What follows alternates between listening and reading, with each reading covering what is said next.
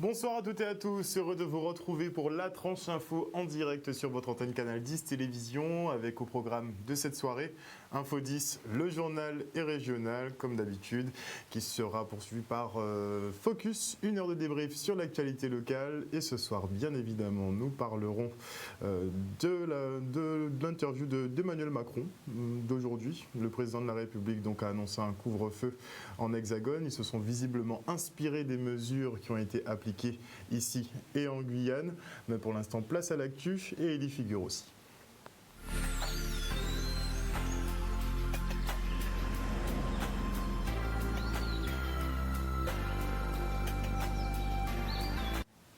Nous sommes le mercredi 14 octobre 2020 et voici les titres de ce journal. Victimes de surfacturation, des usagers de l'eau de Saint-François ont été demandés des comptes au SIAG afin de mettre fin aux saisies bancaires.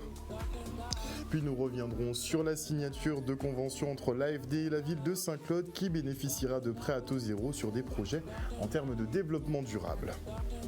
Et enfin, nous irons à la rencontre des professionnels du tourisme de proximité qui ont la tête sous l'eau vu qu'ils sont à l'arrêt depuis mars dernier. Et notez, avant de développer ces quelques titres, que nous sommes en vigilance jaune pour fortes pluies, orages et mer dangereuse à la côte. La faute à l'onde tropicale numéro 43. Dès ce soir, nous aurons droit à des déluges ponctués par des périodes d'accalmie. Demain jeudi, le phénomène sera bien installé sur la région, distillant des averses plus fréquentes et plus soutenues, accompagnées d'orages. Un temps pluvieux orageux qui devrait persister jusqu'à vendredi matin. Retour maintenant sur le point presse de la préfecture et de l'agence régionale de santé. Rien de nouveau sous le soleil. Les restrictions liées à la circulation du virus sont effectives jusqu'au 3 novembre prochain. Les plages et les cours d'eau sont finalement accessibles en journée, mais pas le soir à partir de 19h. Et contrairement à l'Hexagone, la situation s'améliore chez nous avec des chiffres à la baisse.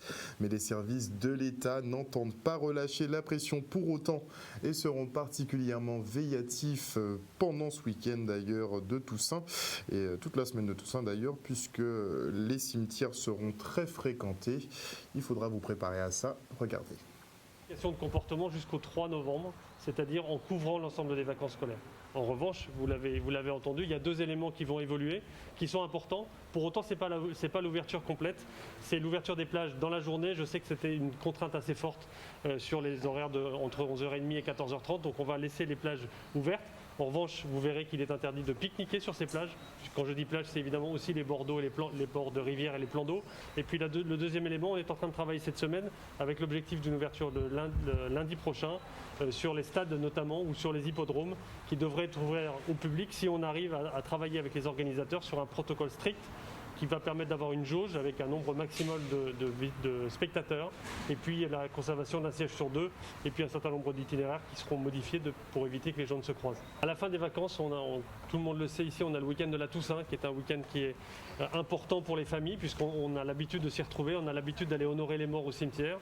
Moi je n'interdis pas les cimetières, je sais qu'il y a certains maires qui y songent, peut-être que ça sera une solution radicale qui sera indispensable, mais je souhaite en revanche que nous puissions travailler avec les maires notamment et que les familles puissent bien en prendre conscience pour qu'on puisse étaler la venue sur les tombes, qu'on puisse évidemment aller honorer ces morts, mais pas tous en même temps et pas en se regroupant parce que c'est là aussi qu'on risque de générer des clusters qui sont responsables demain d'une augmentation du nombre de cas. J'ai un point d'inquiétude majeur, c'est quand même les personnes âgées, avec encore un taux d'incidence très élevé à 200 pour 100 000 habitants, alors qu'on a réussi à diminuer en population générale à 139 pour 100 000 habitants, mais quand même je tiens à dire qu'on est aussi en population générale encore au-dessus des seuils d'alerte, ce qui veut dire qu'on a beaucoup de réservoirs de virus et ce qui veut dire qu'on peut le transmettre vraiment aux personnes les plus fragiles. À l'occasion de la Toussaint, j'en profite pour dire aux personnes qu'il faut faire une double attention. Je sais que c'est pas facile de vivre dans ces conditions, mais il faut quand même essayer d'acquérir des réflexes qui sont à la fois les gestes barrières et le rassemblement familiaux. Il faut être très attentif en particulier aux personnes les plus fragiles, les plus âgées. Et bien sûr, faire attention aussi au niveau des cimetières quand on se retrouve tous ensemble.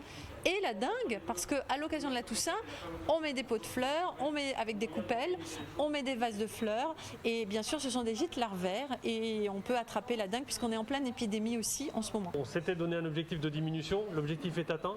mais la diminution elle n'est pas encore suffisante. Il faut qu'on maintienne l'effort. Vous avez vu ce qui se passe en métropole avec une augmentation très forte. Regardez ce qui se passe en Martinique aussi, il y a une augmentation des taux qui est en train d'intervenir. Voilà, nous on est sur une tendance à la baisse.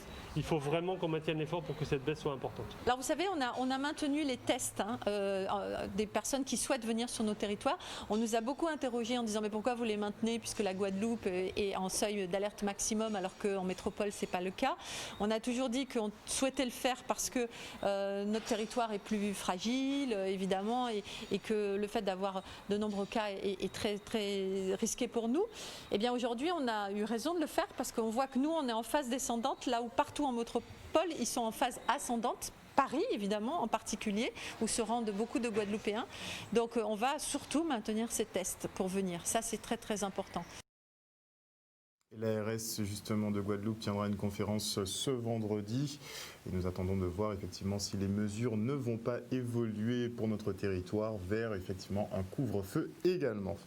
Je vous le disais, les résultats obtenus grâce aux restrictions qui ont été mises en place sur notre territoire ont poussé donc le président de la République Emmanuel Macron à instaurer un couvre-feu en Île-de-France et dans 8 grandes villes. Les déplacements seront donc limités entre 21h et 6h du matin pour les 4 prochaines semaines, voire peut-être les 6 prochaines semaines d'ailleurs. Mais les hexagonaux pourront tout de même partir en vacances pour la Toussaint. Et on part maintenant sur le front social avec cette opération escargot du collectif Balance ton SIAG. Composé d'usagers de Saint-François, l'association dénonce les recouvrements abusifs opérés par le syndicat via le Trésor public. Ses clients seraient facturés sur leur consommation estimée qui serait 3 fois supérieure à la consommation réelle. On les écoute au micro de Michel Depape. Nous avons demandé à être reçus par le SIAG ce matin pour un problème de facturation.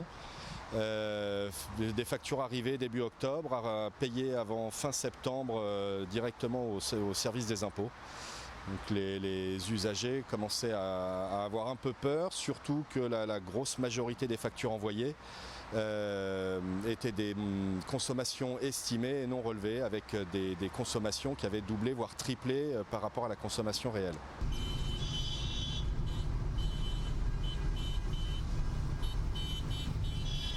Essayer de vous montrer un peu. Voilà.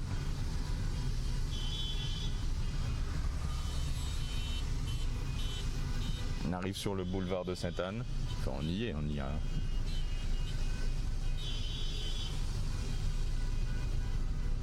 On a eu toute une explication sur le process, qu'effectivement aujourd'hui le SIAG n'établit plus les factures, il les envoie au service des impôts qui les envoie aux usagers.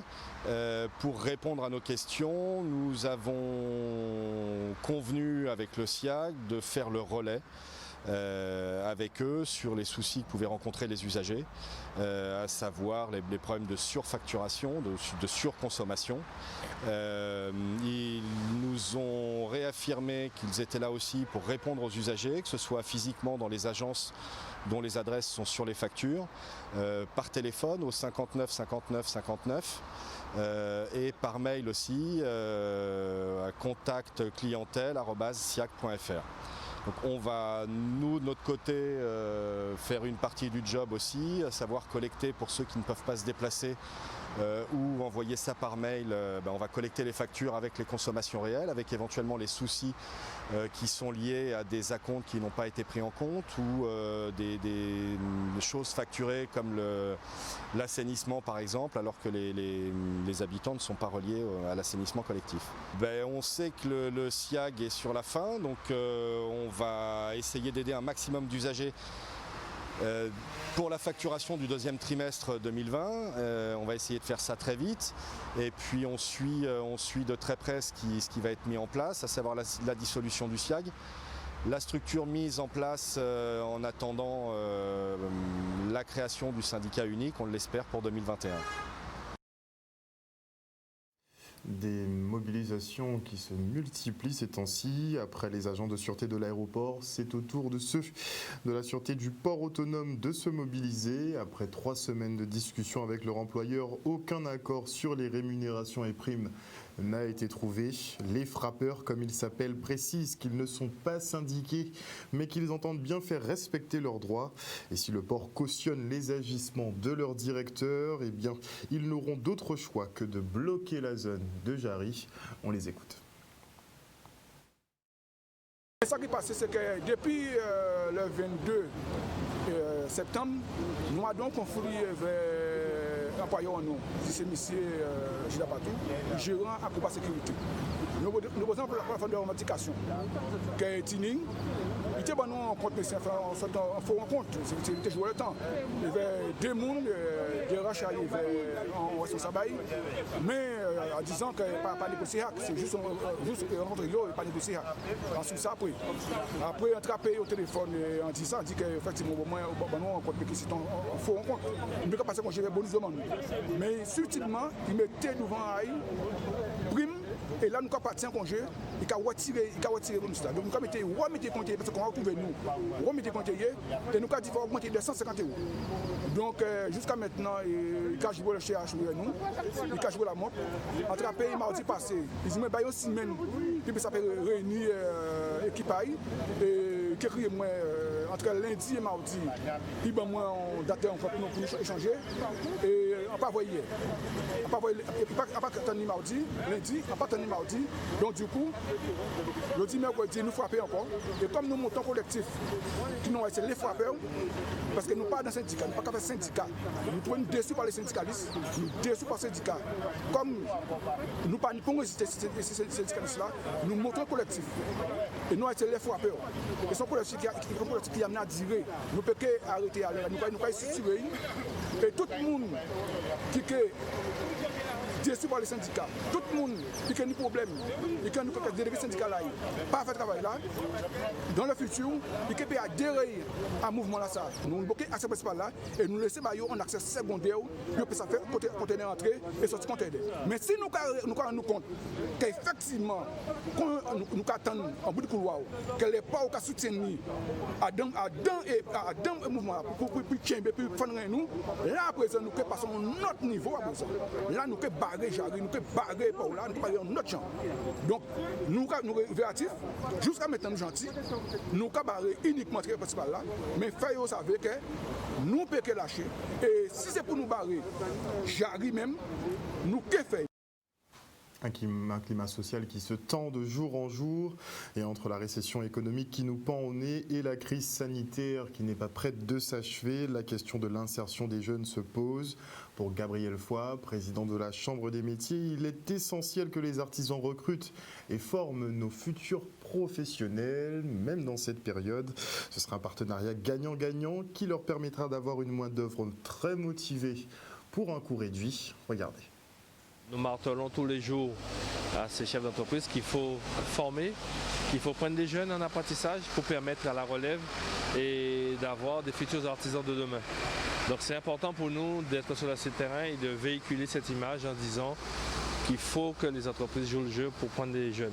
Nous avons plus de 200 jeunes en attente d'entreprise, donc le travail continue et avec les élus qui m'accompagnent, nous sommes confiants et nous sommes conscients que la tâche est rude, mais nous allons y arriver. On voit des jeunes pendant 6 mois et c'est vous qui allez sélectionner les jeunes, le jeune qui va peut-être travailler avec vous. D'accord. Donc vous avez le choix de faire votre choix pendant 6 mois. Une fois par an, vous aurez un jeune. Un seul jeune pendant une semaine. S'il est bon, ok. S'il n'est pas bon, vous dites non, il n'est pas bon. C'est un choix. Il n'y a aucune personne qui maîtrise ce métier-là, surtout dans les machines numériques et tout. Donc je suis toujours présent dans ma fabrication. Il y a beaucoup de jeunes qui demandent à trouver des entreprises. C'est vrai que nous sommes en période de crise. C'est vrai que c'est difficile pour tout un chacun. Mais nous devons surtout aider nos jeunes. Surtout trouver des solutions pour ces enfants.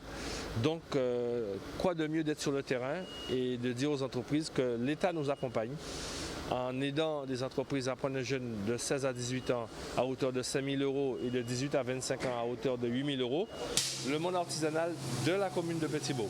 Donc pour voir comment ça se passe, comment ça s'est passé pendant le Covid. Est-ce que vous avez pu bénéficier des aides de l'État concernant les 1 500 €? Est-ce que vous avez pu mettre en avant un PGE, le prêt garanti d'État pour... On n'a rien obtenu. La seule chose qu'on a eue, effectivement, les salariés ont obtenu le chômage partiel. Ouais. Une personne effectivement a travaillé. Ouais. J'ai travaillé quand même avec mes enfants parce qu'il a fallu livrer quand même les clients qu'on avait. Comme on ne savait pas trop bien comment ça allait se passer, on a préféré quand même livrer les clients. Disons qu'on a fait comme tout le monde, on n'a pas travaillé les 3 à 4 premières semaines et puis il a fallu quand même aller effectivement travailler. Dans la deuxième partie, je suis parti avec mes enfants travailler, on a fait la pause de cuisine. Ouais. Donc nous sommes là, nous sommes avec eux et nous sommes de tout cœur pour faire évoluer l'artisanat et surtout former des jeunes Guadeloupéens de demain. À l'instar des bars et boîtes de nuit, les propriétaires de gîtes et d'hébergements sont à l'agonie. À l'arrêt depuis mars, beaucoup n'arrivent plus à joindre les deux bouts. Ils réclament l'annulation des charges sociales et fiscales jusqu'en 2022, mais aussi la possibilité de négocier leurs échéances bancaires. Stanley Manicor a rencontré Jean-Yves Ramassamy, président de la Fédération du tourisme de proximité, et Magui Datil, propriétaire du Nid Créole. De proximité en Guadeloupe, à 80%, ce sont les entreprises familiales. Le plus souvent, c'est monsieur ou madame qui travaillent et aussi monsieur, madame et les enfants. Les investissements, ce sont les investissements de la famille. Donc, le bien de la famille est engagé. Et depuis 6 mois maintenant, même plus, il n'y a plus de tourisme. Les affaires ne fonctionnent plus. Ce sont les difficultés de plus en plus qui s'associent à d'autres difficultés au niveau des charges de fonctionnement. Ils viennent s'ajouter maintenant charges sociales, charges fiscales, les échéances bancaires qui tombent et la famille ne peut pas payer. La situation, elle est non seulement grave, mais elle est dans une situation encore catastrophique par rapport aux investissements que ces chefs d'entreprise ont pu réaliser, comme vous l'avez vu ici. Nous sommes en arrêt total depuis le mois de mars. Je n'ai pas reçu de clients. Comme on nous a demandé qu'il fallait donner des avoirs aux clients, eh bien aujourd'hui, je suis en train de rembourser ces avoirs parce que les clients ne veulent plus revenir. Nous n'avons pas de visibilité, mais toutefois, je garde confiance. J'espère que ce fléau va arriver à sa fin très rapidement, que nous puissions retrouver notre routine de croisière comme nous avons si bien commencé en début d'année 2020. Alors, nous demandons aujourd'hui l'annulation des charges sociales et fiscales de l'année 2020 jusqu'à 2021. Nous demandons aussi que les échéances bancaires, comme nous puissions encore discuter dans l'année de 2021, puisque à la journée d'aujourd'hui, personne ne peut payer ces échéances. Il y a les charges de fonctionnement. Afin de bénéficier de prêts à taux zéro pour ses projets en faveur du développement durable, la ville de Saint-Claude a signé ce jour une convention avec l'AFD, l'Agence française de développement, un financement de cette banque des collectivités entre guillemets, qui est convaincue effectivement que la ville de Saint-Claude pourra mener ses projets à terme puisqu'elle a très grandement amélioré ses finances. Le reportage. C'est la première fois que nous contractualisons avec, l'AFD. On a déjà eu plusieurs échanges. Et là, nous arrivons à réaliser tout cela aujourd'hui, à concrétiser tout cela. Son programme annuel, pluriannuel d'investissement comporte pas mal d'investissements, d'infrastructures qui rentrent dans ce champ-là. Et c'est des points sur lesquels l'AFD est très, très allante également et donc souhaite mettre ses financements et accompagner ce type de communes. Quoi de plus naturel qu'on soit, partenaire avec l'AFD sur nos projets s'inscrivant dans le développement durable, comme la maison bioclimatique, le parc de biodiversité, la maison de santé et aussi l'éclairage, disons, moderne, économe de la ville. L'AFD nous proposait un prêt à taux zéro, tout ce qui est développement écologique. Eh bien, nous avons saisi cette balle-là et nous signons aujourd'hui. Cela permettra à la ville, disons, d'avancer dans ce plan d'investissement sans trop obérer ses principes financiers. Saint-Claude bénéficie également du label national Agenda 21 France. Donc c'est une reconnaissance de la trajectoire sur laquelle elle s'est résolument engagée. C'est important pour nous d'accompagner ce type de collectivité, d'autant plus qu'elle a des ratios financiers qui se sont largement améliorés depuis plusieurs années. Donc elle est vraiment sur une trajectoire très vertueuse.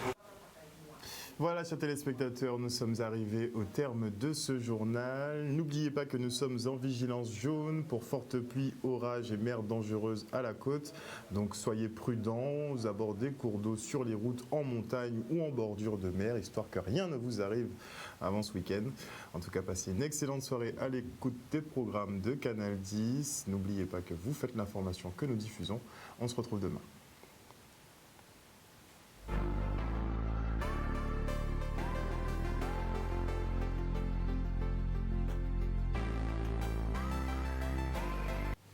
À venir dans la tranche info sur Canal 10, le focus, une heure de débrief sur l'actualité locale. Et ce soir, je recevrai Éric Coriolan des Sentinelles Guadeloupe, avec qui on fera un petit point sur le Covid et toutes ces annonces qui sont faites et ces restrictions mises en place. Vous pourrez aussi nous donner votre avis au 96 10 10. N'hésitez pas à appeler.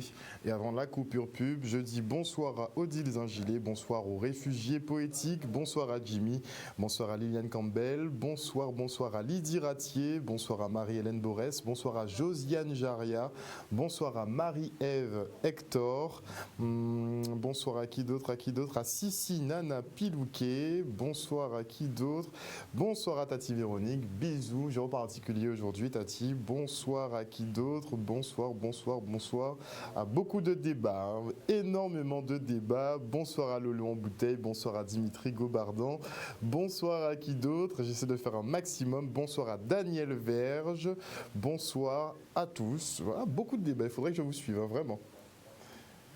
On se retrouve juste après la coupure pub avec Éric Coriolan. A tout de suite.